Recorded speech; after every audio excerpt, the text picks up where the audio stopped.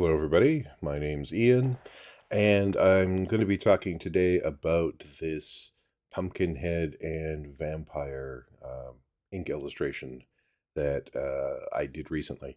I actually had done this by the end of October 2025 and recording this video in December 2025.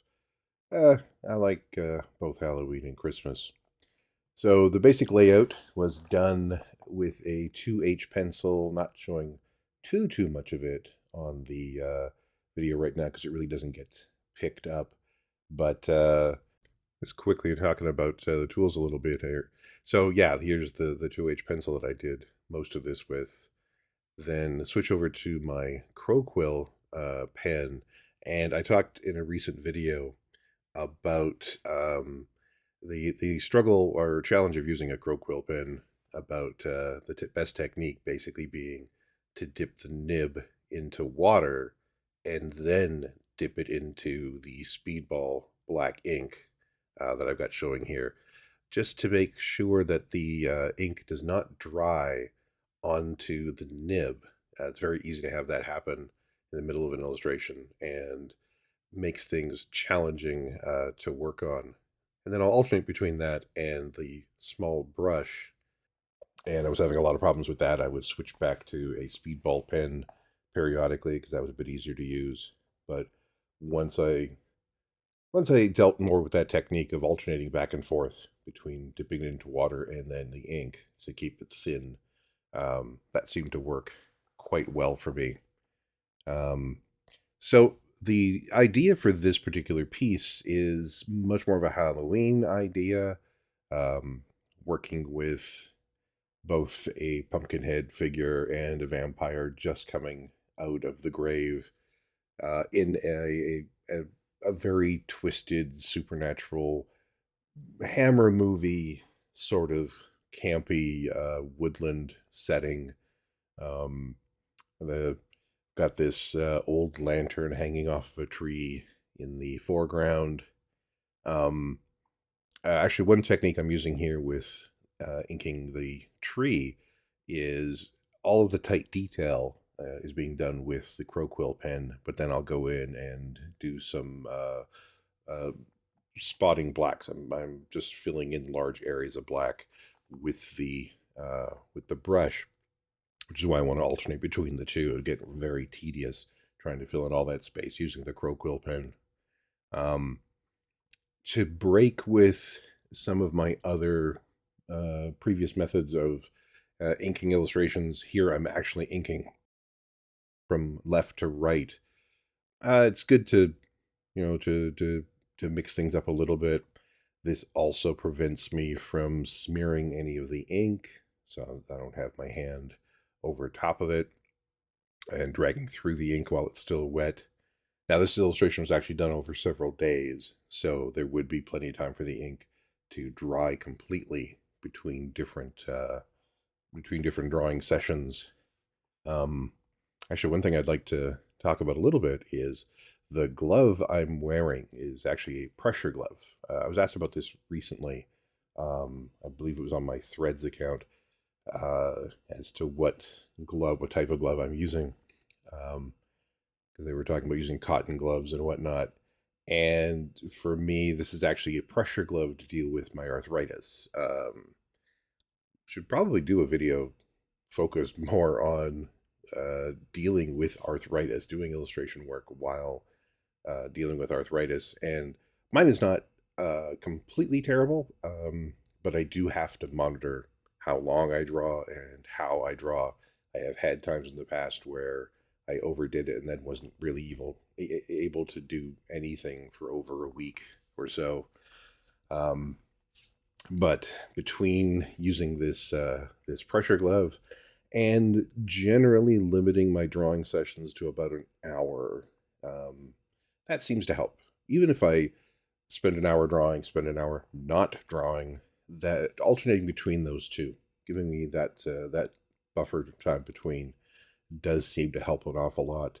Another thing that seems to help, oddly enough, is playing video games. Spending a day drawing and then using a controller for playing video games, I guess it just stretches everything out in a different direction, and that seems to to really help with that. Um, but I've been drawing extensively for decades at this point, and my hand has reshapen a fair amount. So I'm not surprised. I've been dealing with issues with arthritis for the past, on and off for the past 10 years, honestly. Um, but in particular, in the last 5 years, has gotten much worse. The pressure glove helps, and making sure to take breaks. There was a recent illustration I had done where I realized I had spent over 3 hours drawing and was wondering if that was going to cause an issue. And then I wasn't able to do anything for 3 or 4 days. I really wasn't able to do any drawing. It was difficult to type. But anyway, that's what the glove is about primarily. Um, it also does work really well to keep me from smearing or damaging the 2H pencil underneath that you can just barely see on the drawing surface right now. Um, so drawing the vampire coming up out of the crypt, out of the coffin, loosely inspired by the relatively recent steampunk scientist illustration I did, where I had the character standing in front of a coffin with some sort of monster inside of it. And one of the original ideas when talking with the model that I was working with about that piece was whether she had just come out of that coffin, if she was actually a vampire. And I had decided to not do that, to have something sitting in that coffin, but it did make me want to do a piece where some character was coming up out of a coffin. And the another genesis for this piece, um, this is inspired by three separate photo shoots I've done over the years. In fact, the character I'm drawing right now, the vampire character, that's based on a photo I took almost 30 years ago, in the late 90s. I'd done a photo shoot with one model and discovered there was one shot that kind of lined up with what I wanted. There's quite a bit of changes here, but enough for just certain body language that I could take from and give the figure a little bit more life. But then when I start working on the Pumpkinhead figure behind her, that photo, the photo I'm using for inspiration for that was taken in about 2009 or 2010. So that was about 15 from about 15 years ago. And then there'll be another element that I'll talk about when we get to it. That was from the third photo shoot taken approximately 10 or so years ago. So I'm always cribbing ideas from previous shoots that I've done. I don't. There'll be ones that there will be shoots that I'll go back to periodically just to look for inspiration. If I'm wanting to play with a particular idea, and I seem to recall one person's body language seemed to line up with what I wanted to do, I'll pull out one of my archives of older photo shoots and see if there's anything in there that would work with that. Um, Now the Pumpkinhead that I'm working on right now, very common in a lot of Halloween imagery, especially cheekier, campier style imagery. I've done a few of them myself. A year or two ago, I had done a standalone Pumpkinhead figure walking through a graveyard filled with jack-o'-lanterns, and I've used a lot of jack-o'-lanterns in a lot of my more Halloween themed pieces in the past. With this one, I had the inspiration for why it's this character is that she was going to be digging up the vampire, and that was between wanting to show a vampire coming out of a coffin and, well, what brought that coffin close enough to the surface that could happen. Um, Pumpkinhead style characters are always fun to draw, and I wanted to do something a little bit lighter, a little bit sillier, um, and that seemed to work really well here. And so the second photo, again, it's more about the body language than about the actual model, but the body language she had, the pose that she had, um, the particular way she was leaning against a railing, just seemed like it'd be uh, a fun inspiration for leaning against the top of um, this tombstone. Very different outfits, but yeah, it was mostly about the body language, about the interesting story that you could develop out of that. And even with a piece like this, even with something that's a bit lighter and sillier, I still like incorporating storytelling as much as possible. Not only are these characters here, but why are they here? Like, what is it that they're actually doing? Even in a relatively simple pinup style pose, I'll generally want to put in a little bit more of a question as to why is the character doing this, adding some element for the viewer to be wondering about, to try to come up with their own story as to how we got here. Now, this one actually has a lot more storytelling, a lot more obvious storytelling. Um, Once we get to the point where you can see the shovel that this Pumpkinhead character is holding, it'll make it much more clear that she had helped bring the coffin closer to the surface so that the vampire could then climb out. Um, but I still, whenever possible, I'll add in, why are these characters here? Why are they in this particular environment?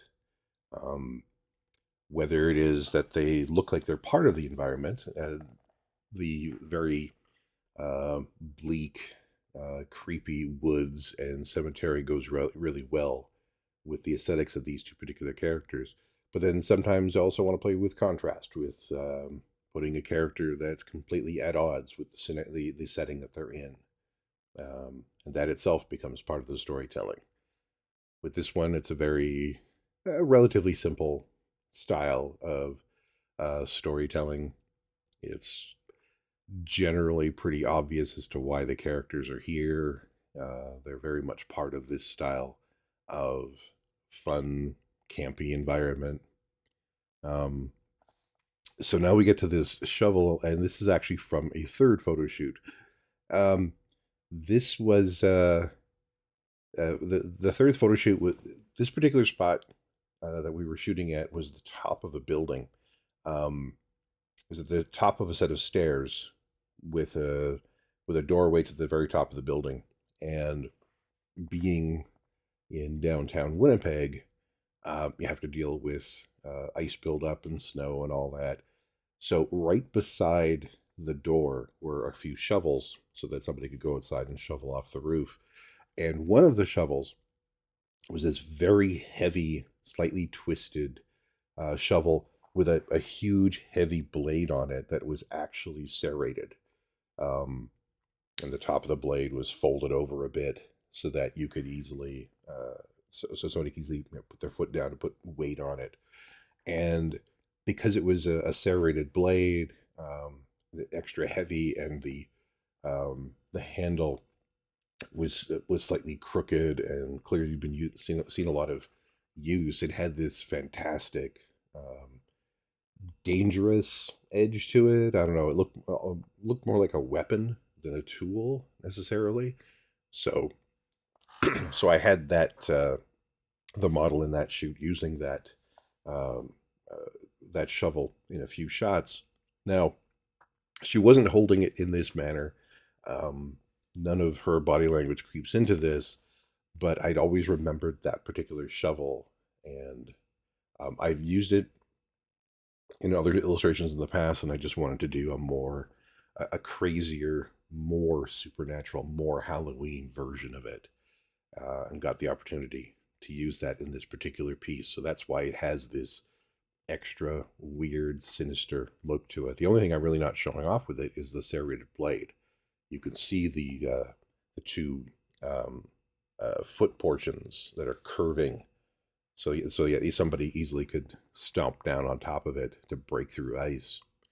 Um, Now we're getting into the more of the foreground in the broken bits of the coffin. You can see when I was going through the background that I was alternating again between using the crowquill pen and using the brush to create this. It's not quite a stippling effect. That's more something you'd be using with a um, very fine pen. Um, but almost that feel with the background, where I'm leaving in these little tiny triangles of white, um, giving the sense that some light source, like that lamp in the foreground, is almost glittering off of the few remaining leaves in the forest. Um, Now I'm doing this kind of, well, this very simple sketching for the grass and foreground elements. Just very quick, uh, almost sketching like handwriting kind of a feel. Oh, actually, there's another element to the foreground. The the tree that's in the deep foreground that I initially started with. Um, you'll notice that all of the line art in this piece in the background what's directly up against the characters because they are part of that environment, and it pulls them back into the environment a little bit more. There's plenty of difference between light and dark, so the characters stand out. But there's no I didn't do a haloing effect on the characters this time that I've done in a few recent ink illustrations. But I did do a slight haloing effect on that foreground tree. The line art for the grass and the ground doesn't quite touch that foreground tree. That'll serve to bring that tree even further into the foreground. Um, it's not much. I didn't want to do that again with the main characters because I want the vampire to be coming out of the ground, so she's still part of it. I wanted the pumpkin head thing to be much more integral to the environment. So the background directly touches the character. Um, that tree is clearly part of the environment as well, but in this case, because I want to bring it so far forward in space, I'm giving it a very slight haloing effect off the twigs and the grass and dirt in the foreground. So just another quick way to add a bit of depth to an illustration. Um, and yeah, just kind of tapping it, very light sketching. Again, almost a handwriting feel for the sketching here in the foreground.